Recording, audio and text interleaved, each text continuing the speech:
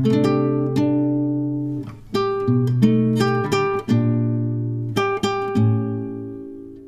Evening student. जैसा कि student हमने 2 और 3 मार्क्स की सीरीज स्टार्ट की हुई है, तो हमारा जो फाइनेंशियल अकाउंटिंग से संबंधित ये नेक्स्ट वीडियो है। आपको 2 और 3 मार्क्स के जो क्वेश्चन आते हैं, उसी जो इंपॉर्टेंट क्वेश्चन उसको करवाया जा रहा है इसके अंदर। आज हम पार्टनरशिप से संबंधित क्वेश्चन ले रहे हैं। तो पहला पॉइंट, फर्स्ट जो क्वेश्चन बनता है, डोरमेंट पार्टनर। क्वेश्चन आ जाता है डिफाइन, ठीक है, डिफाइन डोरमेंट पार्टनर। तो डोरमेंट पार्टनर क्या है? Is also known as a sleeping partner. इसे हम स्लीपिंग पार्टनर भी बोलते हैं। एक ऐसा इंडिविजुअल, एक ऐसा व्यक्ति जिसे हम स्लीपिंग पार्टनर भी बोलते हैं, who invest capital in A partnership firm, जो फर्म में पैसा लगाता है but does not actively participate. Business में डे टू डे ऑपरेशन होता है, उसके अंदर वो पार्टिसिपेट नहीं करता। पैसा लगा रहा है वो, ठीक है, पार्टनरशिप फर्म के अंदर वो पार्टनर है, बट वो एक्टिवली पार्टिसिपेट नहीं करता बिजनेस की डे टू डे ऑपरेशन में।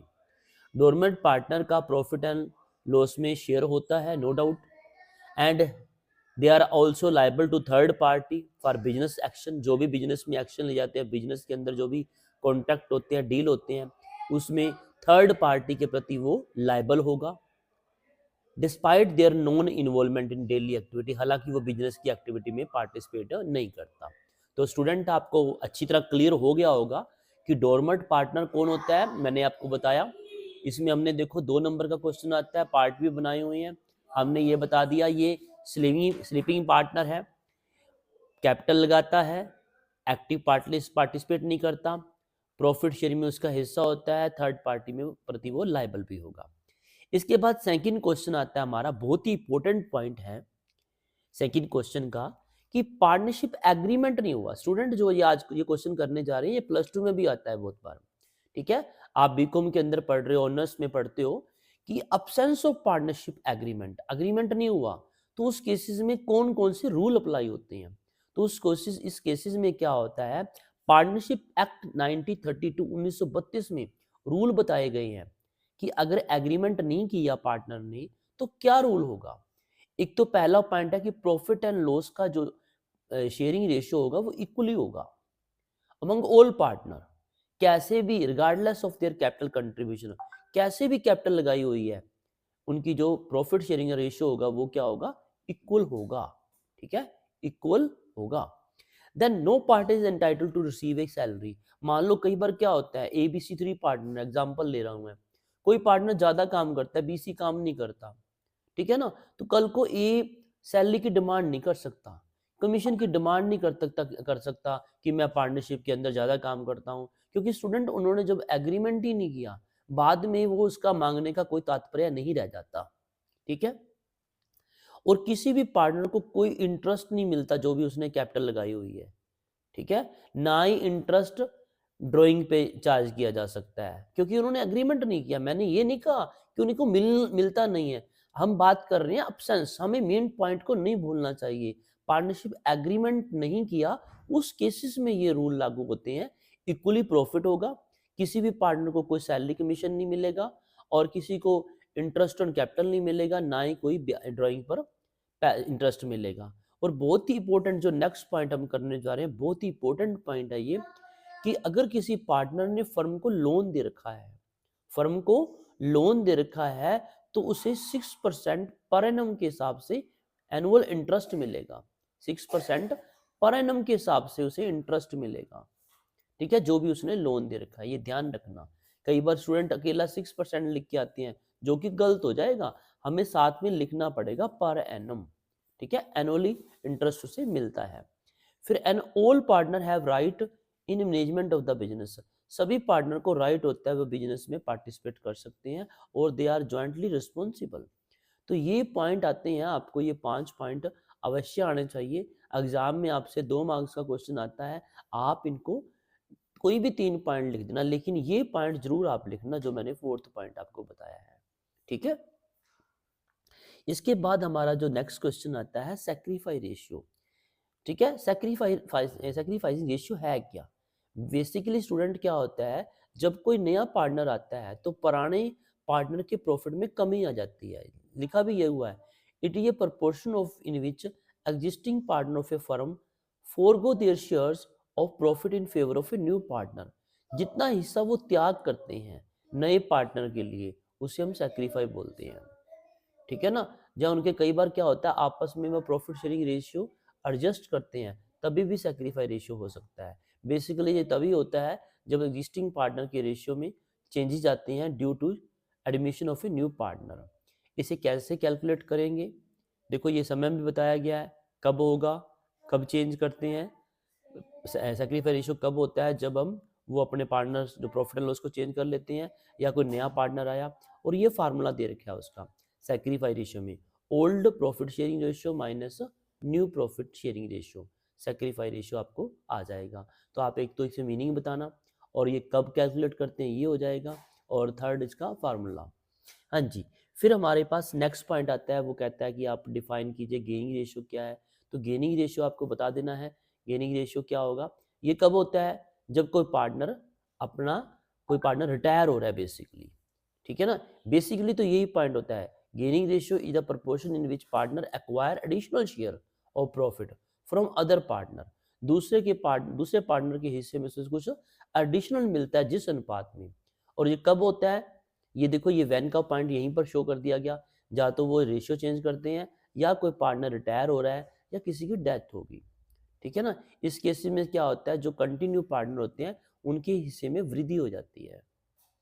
और इसका फॉर्मूला क्या है, new profit sharing ratio minus old profit sharing ratio. तो ये हमारा क्वेश्चन आ जाता है गेनिंग रेशियो से संबंधित।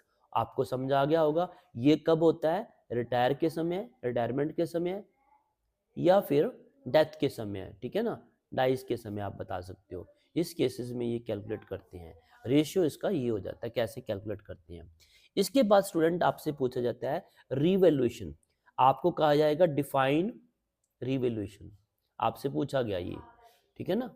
तो आप इसका क्या आंसर दोगे, हाँ जी, is counting is a process of reassessing. Reassessing का मीनिंग है दोबारा से एवेल्युएट करना, यहाँ पर भी यही मीनिंग है, रिवैल्यूएशन का मीनिंग है रीवैल्यूएशन, दोबारा से मीनिंग उसी का word itself speak. In accounting is the process of, ये एक ऐसी प्रोसेस है जिसमें हमने क्या करना होता है, एसेट्स का लायबिलिटी को रीअसेस करते हैं to reflect the current fair market value, ताकि जो मार्केट वैल्यू है दोबारा से चेक कर सके। कब करते हैं, जब कोई नया पार्टनर आ रहा है, जब कोई रिटायरमेंट हो रहा है, तब हमें जरूरत हो जाती है कि जो हमारी एसेट्स है, हमारी लायबिलिटी है, उसका पुनर्मूल्यांकन किया जाए। तो वर्ड तो वही है, revaluation in accounting is the process of reassessing the carrying value of company assets and liability. क्यों करते हैं, to reflect the current fair market value. और ये इसकी नेचर जरूर पता होना चाहिए हमें। एक तो इसका मीनिंग बता दिया, revaluation is account through which, आप ये भी बता सकते हो revaluation is account through which assets and liabilities are revalued to reflect the current fair market value. और इसकी नेचर जरूर, हर एक अकाउंट की आपको नेचर पता होना चाहिए। आपको पता है ना, हमारे पास 3 ही अकाउंट होते हैं, पर्सनल, रियल और नॉमिनल। और ये नॉमिनल नेचर का है क्योंकि इसके अंदर जितनी भी हमारी एसेट्स है या लॉस है ना, लायबिलिटी, हमको पता है एसेट्स में कमी आती है तो लॉस होता है, एसेट में वृद्धि होती है तो इनकम होती है। तो इसके अंदर हम हमारे लॉसेस को डेबिट करते हैं और गेन को हम क्रेडिट करते हैं। नॉमिनल अकाउंट में यही होता है, ठीक है ना। All debit all losses and expenses लिखते हो, credit all gains and income लिखते हो, उसी प्रिंसिपल को यहाँ पर हम फॉलो करते हैं व्हाइल जो प्रिपेयरिंग रिवैल्यूएशन अकाउंट। और इसका फॉर्मेट ये है, ठीक है ना। अच्छे स्टूडेंट मार्क्स आप लेने चाहिए। आपको पता है 2 मार्क्स का क्वेश्चन आ गया, 2 में से 2 मार्क्स लेने आपने, तो एक तो इसका मीनिंग बता दोगे आप, ठीक है ना। अगर आपके पास टाइम है, आपके पास स्पेस है, तो इसका फॉर्मेट भी आप बना सकते हो। कई बार केवल स्टूडेंट फॉर्मेट ही पूछा जाता है, तो आप इसका फॉर्मेट बना दोगे। देखो यहाँ पर एसेट डिक्रीज हुई तो डेबिट कर दिया, एसेट इंक्रीज हुई तो क्रेडिट कर दिया, लायबिलिटी डिक्रीज होगी आपको लॉस हो गया, डेबिट कर दिया, लायबिलिटी, ठीक है ना, सॉरी लायबिलिटी यहाँ पर क्या हुआ, इंक्रीज हुई है, और ये लायबिलिटी डिक्रीज होगी, इनकम होगी, ठीक है। इंक्रीज केस में आपको पता है लॉस होता है, लायबिलिटी डिक्रीज होगी आपको इनकम होगी, ये शो कर दिया। तो ये आप इसका फॉर्मेट बना सकते हो। इसके बाद हमारा टॉपिक आता है surrender value. Surrender value student तब होती है जब आपने कोई पॉलिसी ली हुई है, ठीक है ना। Surrender value in insurance is the amount paid to policy holder when they terminate their value before its maturity date, कि जो भी उस पॉलिसी की मैच्योरिटी डेट है उससे पहले ही आप पॉलिसी को सरेंडर कर देते हो। तो जो कंपनी या पॉलिसी होल्डर को जो अमाउंट देती है उसको आप सरेंडर वैल्यू बोलते हो। मान लो आपने 10 लाख का इंश्योरेंस करवाया हुआ है, वो 10 साल के लिए करवाया हुआ है, आप उसे 5 साल में ही सरेंडर कर देते हो, तो उस समय जो आपको वैल्यू मिलेगी उसे आप सरेंडर वैल्यू बोलते हैं। It represent the saving proportion of the policy typically available after 3 to 5 years, जो आपको नॉर्मली 3 to 5 ईयर्स में मिल जाता है।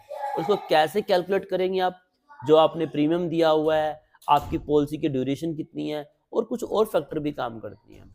तो इसमें आपको इतने बताना है कि पॉलिसी होल्डर को क्या मिलेगा, जो वैल्यू मिलती है बिफोर मेजॉरिटी डेट से पहले, ठीक है, और ये किन बातों पर टिकती है, कैसे इसको अफेक्ट किया जाता है, कैसे इसे कैलकुलेट किया जाता है, पॉलिसी कितनी पेमेंट की आपने, पॉलिसी की ड्यूरेशन क्या है और अदर फैक्टर्स को ध्यान में रखा जाता है। तो स्टूडेंट ये था सरेंडर वैल्यू।